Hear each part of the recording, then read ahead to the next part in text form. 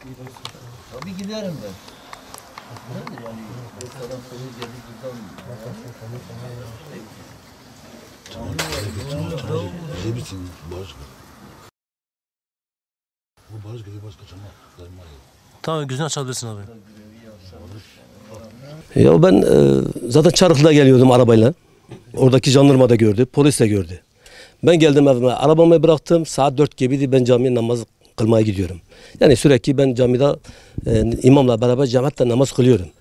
Jandarma da beni tanıyor, polis de gelen gideni beni tanıyor yani. Ben orada bir sakin insanım yani. Gittim camiye doğru, baktım karşımda 2 tane polis köye doğru içine geldi. Selam vermediler, geçtiler, dedim belki tur atmaya olsa bir devri atmaya gidiyorlar. Neyse caminin yanına gittim, dedi silah sesleri gelmiş köyden dedi.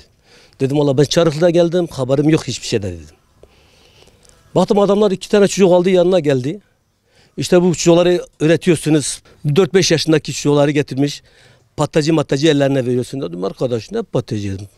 Isıtıcı gibi bir şeydi. Köyün içinde ses geldi. Ben evde değildim o zaman. Neyse geldi oraya, baktım bir tane ufak yeğenim var. Onu çağırdı. Böyle 12-13 yaşında falan. Küfürlü müfürlü ona konuştu. Sesimi etmedim diye. Sesimi etsem tartışırız bunlar. İşte bana söyledi ki siz bu çocukları öğretiyorsunuz. Bu yaştan bombayı öğretiyorsun dedim. Dedim arkadaş ben de mehtap olma dedim. Sen benim mehtabım değilsin dedim. Yekten baktım 2 kişi benim üzerime atladı. Ben de oturuyorum caminin kapısından. İmamı bekliyordum. İkindi namazı kılmak için camiye gitmiştim. Adam bana diyor siktir ol git.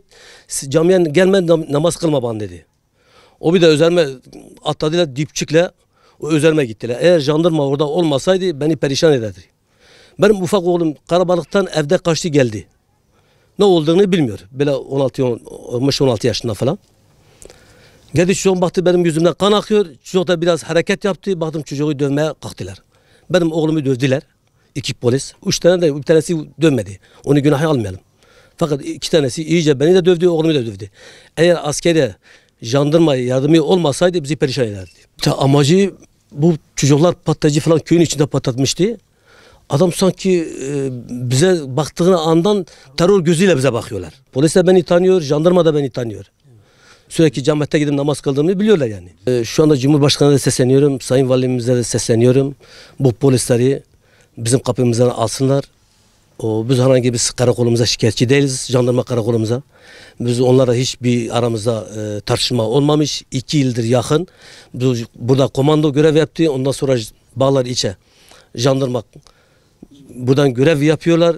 Aramızda şimdiye kadar bir sıkıntı çıkmamış. Fakat bu gelen özel hareketçiler sürekli bize sıkıntı çıkartıyorlar. Siz terörist misiniz diyorlar. İkiden bir diyoruz siz teröristsiniz. Bilmem necisiniz buradan. Ne arıyorsunuz buradan? Ya arkadaş biz camiye gelip gidiyoruz, namaz kılıyoruz. Eğer terörist olsaydı burada jandarma biliyoruz terörist olup olmadığını yani. Adamlar sürekli bizi yani terör gözüyle bakıyorlar yani. Polisler yani. Burada bir sefer evvel de gene bu kelimeleri bize kullanırsa teröristsin falan dediler. Bana zoruma çok gitti. Ben de bir gurur şerefim var yani. Bir insana terörist dediği zaman ne demektir? Evet, bana zoruma çok gitti o zaman.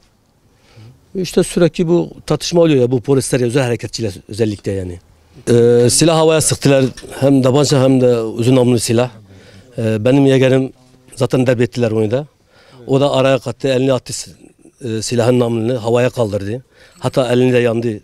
Çünkü silah sıktığı andan. Birkaç seferdir bu özel hareketin elinden silah buradan atışlama yapıyorlar. Oynuyorlar kendi silahlarınızı. Bizim kapımızdadır. Zaten 15 metre ya var yok evle oranın arası. Çoluk çocuğumuz var burada oradan. Allah korusun yani. Zaten bizim bayanlar doğduğumuz eve çıkamıyorlar. Sürekli kapılarımızdadır. Biz onlardan şikayetçiyiz yani. Bizi kışkırtıyorlar bu polisler. Özellikle polisler yani. Özel hareketçiler yani. Eğer böyle devam ederse zaten olay büyür. Adamlar bize diyor köyü terk edin gidin diyorlar. Biz köyümüzde onları istemiyoruz. Bu polisler yani. Özellikle polisler yani.